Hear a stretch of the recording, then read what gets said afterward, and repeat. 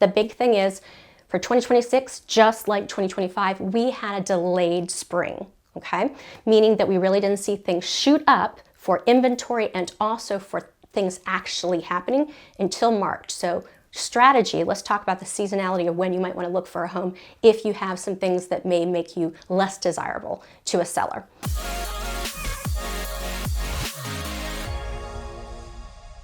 Hey guys, this is Erin. If this is your first time to our channel and you want to learn everything there is to know about living in Richmond, Virginia, hit that like button, click subscribe, and click that little bell so you're notified every time we release a new video. Hey there, I'm Erin Melton and welcome to Living in Richmond, Virginia. This is something that I have been dying to do for you guys, is to give you, now that we're in 2026, the 2025 market report as a whole, looking at the entire year.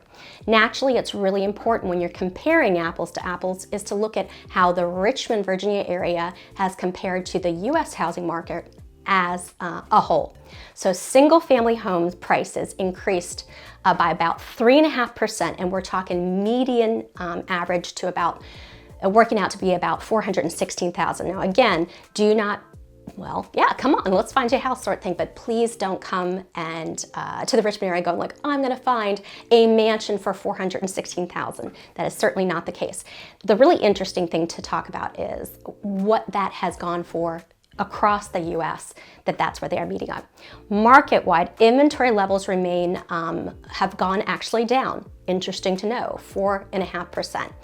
For the entire 2025 year for the real estate of all of the US, pending sale rates increased by 2.2%. I think that's pretty good.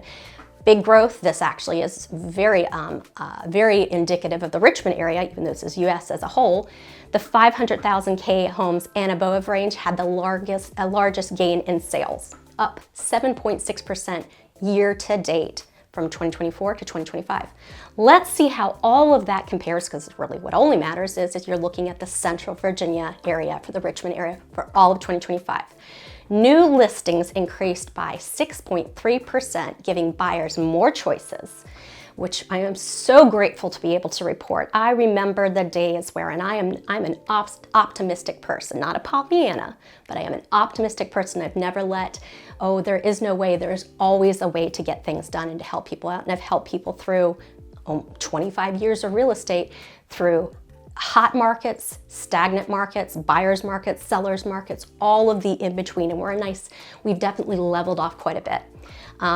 To have inventory when my people come in town. I love it that I had a couple that flew in from Hawaii. They were so worried about not having anything to choose from because the things they were looking at, they're like, it's getting snapped up. We're not even gonna have anything. I said, trust me, come in March. And we had 4 full days worth of properties to look at, both new construction options that were finished or nearly finished and plenty of resales. Now, inventory can be a little bit lower in certain areas, and we'll talk about that.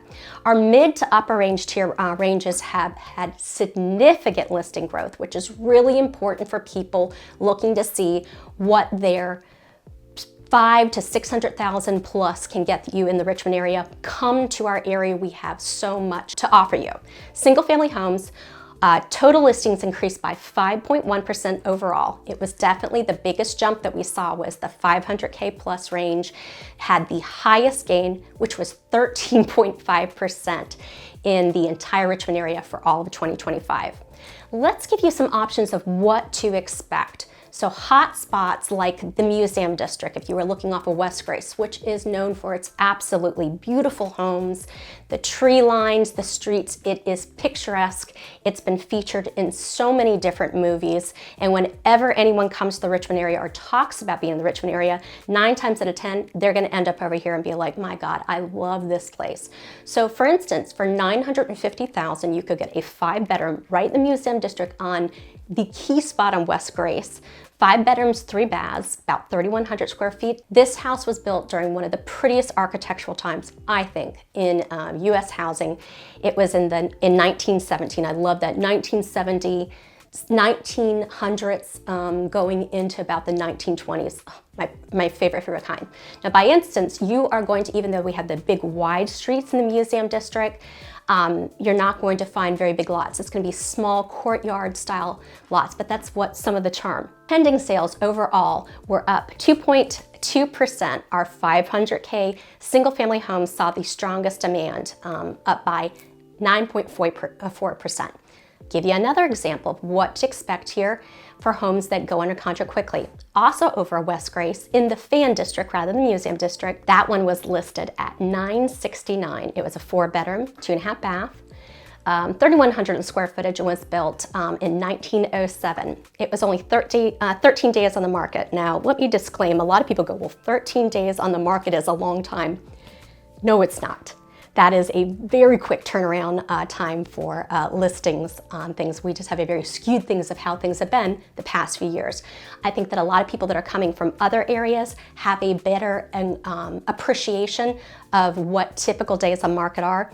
We still here in the Richmond area are a little bit more spoiled. That's why it's so important to make sure you align yourself with an experienced realtor who lists and sells property equally, so they have the pulse of what's going on in the market, so I can help you with where to find the opportunities for negotiation, where to find the opportunities that you may or may not be in multiple offer situations, and how to position yourself to be ready to pounce when that right one comes up for you.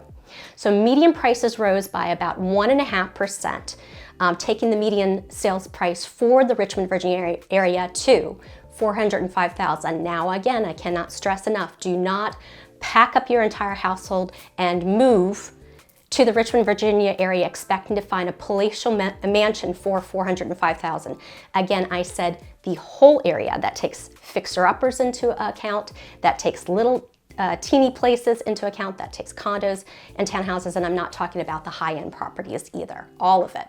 Single-family homes had our greatest increase in overall what things have come up in value by 3.5%.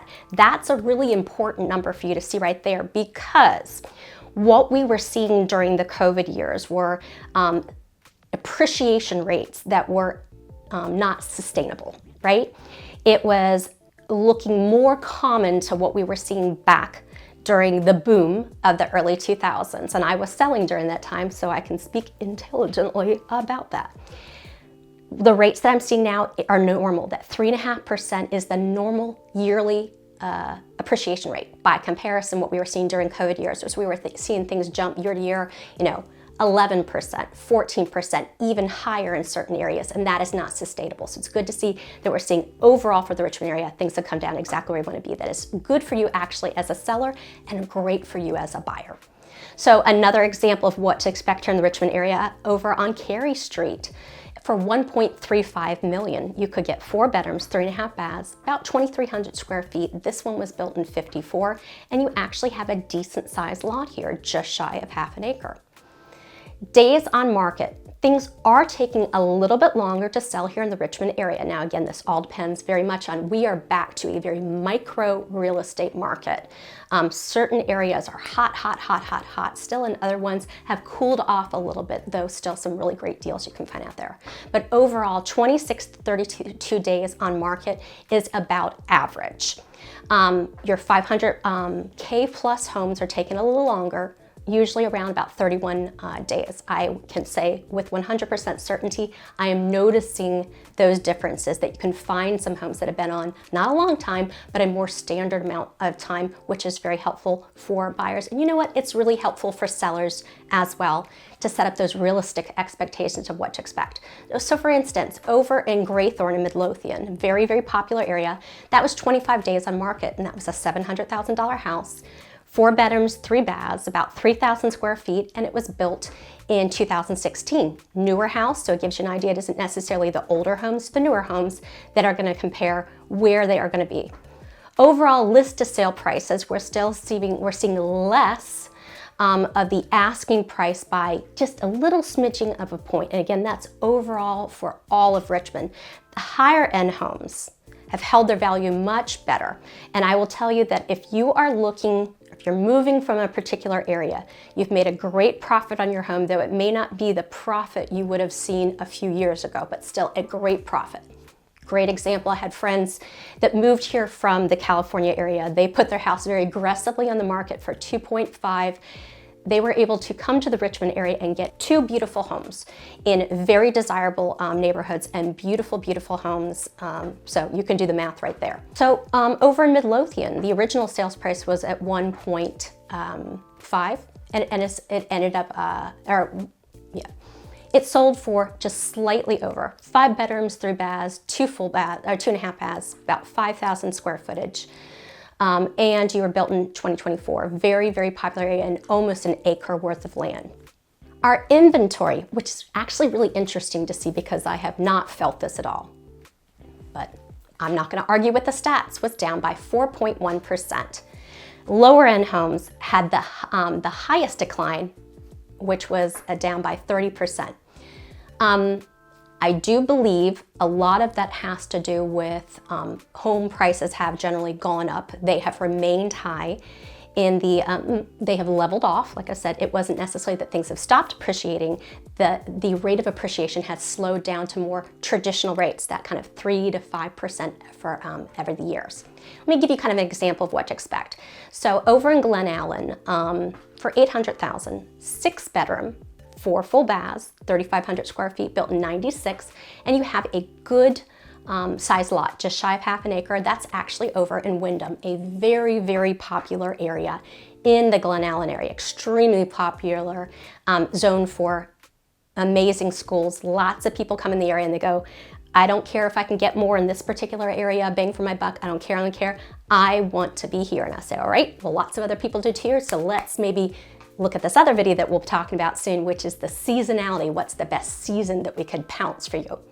Months of inventory. God, I'm such a nerd when it comes to this stuff. I love this stuff. I drink this stuff up. I'm not a stats person, but when I can relate it to how it compares to other markets and really understanding what months of inventory means, it's how you determine whether you're in a buyer's market, you're in a seller's market, or if you are in a level market. I'm gonna demonstrate for you right now. As a whole, supply stayed pretty flat, meaning that we didn't see a big jump in months of inventory, but we also didn't see it decline. 1.6 months overall of inventory for the entire Richmond area. That's condos, townhouses, fixer-uppers, up to the high-end properties between $1 million and 3.5. All remain pretty flat. Single family homes, definitely the supply tightened to 1.4 months worth of inventory. Why is that important? Well, we have new construction now, we actually have inventory. Where back COVID years, yes, people were turning to maybe to new construction, but it was taking longer to get things built. We even had instances where builders were coming back to buyers and going, hey, the costs of supplies because of demand and also because of problems with getting things where they need to be, things we had never thought about, where the prices were going up exponentially from where they ever had. Little clauses that are in new construction contracts that nobody ever thought could be enacted. Guess what? They were getting enacted. But there was not new construction available to move into. That's where the resale market became so hot. And also during that time, which is important to see where it was there, I would be sitting down with sellers and be like, there's absolutely nothing coming soon or active in your area. There are 3 homes that have maybe pended in all of your MLS area within the price point you're looking at. And maybe as a whole, 6 homes have sold within the past 6 months or something in the area. That shows a seller at a great advantage for home no matter what the price point was. So we've seen at least things where you're having at least a month or a little bit more worth of inventory. That is a good thing for sellers. I'm going to tell you why, because and buyers, because let's say more and more people are having to sell a home in order to purchase their right size home. So it gives you the ability to actually get home sale contingencies accepted on contracts rather than not. And I can give you some strategies on how to go there. So good to have some inventory. Again, I have things to actually show people. For instance, if you were over in on Burkhart Drive in Henrico for 1.425, you'd get 6 bedrooms, 5 baths, about 5,000 square footage, and just built in 2025, and a good sized lot. That's in Carter Farms. So you can see we have some good things to choose from. So there you have it. Why does this matter to know how things looked in 2025 to where we are in 2026. Here's why, is we're seeing some patterns, and I always look for those patterns. The big thing is for 2026, just like 2025, we had a delayed spring, okay? Meaning that we really didn't see things shoot up for inventory and also for things actually happening until March. So strategy, let's talk about the seasonality of when you might want to look for a home if you have some things that may make you less desirable to a seller with the contract. We can strategize and help you do that. By comparison, the fourth quarter in Richmond for 2025 wasn't the greatest. I have a good number of sellers that I'm working with right now that essentially were planning to sell their house in the fourth quarter of last year, did not like how things were looking, took their house off the market. We put their house in the market here in March and April, like that, and good, solid, full price offers there. So that gives you kind of an idea of where, let's tune into my other video about the seasonality. When's the right time for you to actually look for a home? Do you need more inventory or do you need a little bit more negotiation power? Stick with me, kid. I'll help you out. There you have it, the 2025 housing market report. I hope this helps you out. Make sure to comment below if you have any direct questions or want to know more about certain particular areas so we can make a video just for you. And of course, always jump on my link, set up some time for us to talk so we can find out what's the right spot for you and when is the right spot to get you moved in. Thanks so much for tuning in, and remember, leave everything better. Once again, if this is your first time to our channel and you want to learn everything there is to know about living in Richmond, Virginia, tap that like button, hit subscribe, and click that little bell so you're notified every time we release a new video. Thanks so much for watching, and always remember, leave everything better.